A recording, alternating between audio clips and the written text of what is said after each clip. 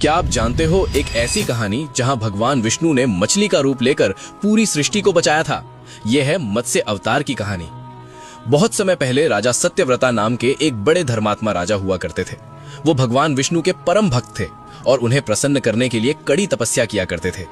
एक दिन जब वो नदी के किनारे खड़े होकर भगवान को जल अर्पण कर रहे थे, तभी उनकी हथेली में एक नन्ही सी मछली आ गई। राजा ने जैसे ही उसे वापस पानी में डालने की कोशिश की, उस नन्ही मछली ने बड़े डर के साथ राजा से विनती की कि वो उसे वापस नदी में ना फेंके, क्योंकि वहां बड़ी मछलियां उसे खा जाएंगी।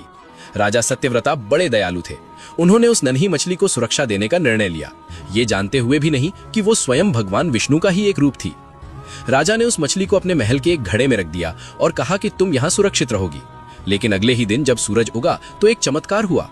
वो मछली रात भर में इतनी बड़ी हो गई थी कि अब वो उस घड़े में अपना शरीर भी नहीं हिला पा रही थी। उसने राजा को पुकारा और कहा कि ये जगह उसके लिए बहुत छोटी है। राजा हैरान रह गए। उन्होंने मछली को निकालकर एक बड़े जलाशय रिजर्वोयर में डाला, लेकिन थोड़ी ही देर में वो जलाशय भी छोटा पड़ गया। फिर राजा ने बड़े बड़े बर्तनों का इंतजाम किया और उसे तालाब में डाला, लेकिन मछली का आकार इतनी तेजी से बढ़ रहा था कि तालाब भी उसके लिए कम पड़ गया। अंत में राजा ने उसे नदी में छोड़ा, लेकिन नदी भी उसके रहने के लिए काफी नहीं थी। राजा ने तय किया कि अब इसे समुद्र में ही छोड़ना पड़ेगा। तब उस मछली ने कहा कि हे वीर, मुझे समुद्र में मत फेंको, वहां बड़ी शार्क्स हैं जो मुझे खा जाएंगी। राजा सत्यव्रता अब पूरी तरह से चकित थे।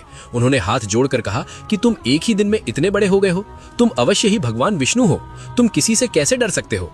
तब भगवान विष्णु ने अपने मत्स्य रूप में दर्शन दिए और बताया कि हाँ राजा, तुमने सही पहचाना। आज से ठीक 7 दिन बाद तीनों लोक प्रलय के जल में डूब जाएंगे, क्योंकि भगवान ब्रह्मा सोने जा रहे हैं।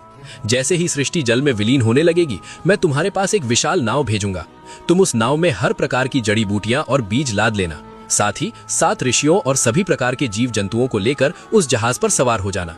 भगवान ने आगे समझाया कि जब भयानक तूफान आएगा, तब वो नाव को उनके सिर पर मौजूद एक विशाल सींग से बांध दें और रस्सी के रूप में महान सर्प वासुकी का इस्तेमाल करें।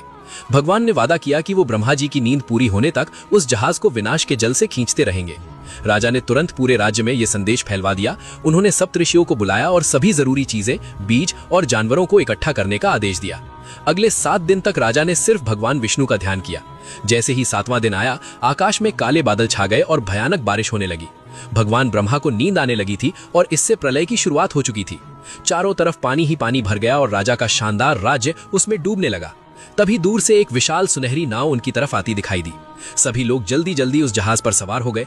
जैसे ही जहाज समुद्र की लहरों के बीच पहुंचा, वहां एक विशालकाय मछली प्रकट हुई। वो मछली 8 मिलियन लंबी थी और उसके सिर पर एक बड़ा सींग था। राजा ने वासुकी नाग की मदद से उस जहाज को मत्स्य अवतार के सींग से बांध दिया। प्रलय के उस विशाल सागर में जहाज की महान यात्रा शुरू हुई।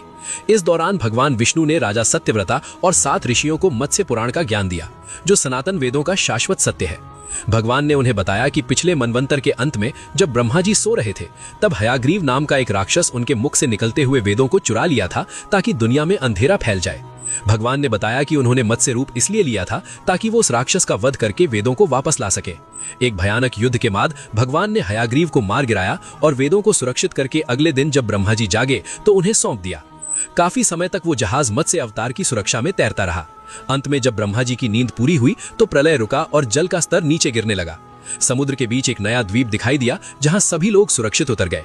भगवान ने राजा सत्यव्रता को आशीर्वाद दिया कि अब से वो वैवस्वत मनु के नाम से जाने जाएंगे और इस नए युग में मानव जाति के नए पूर्वज बनेंगे।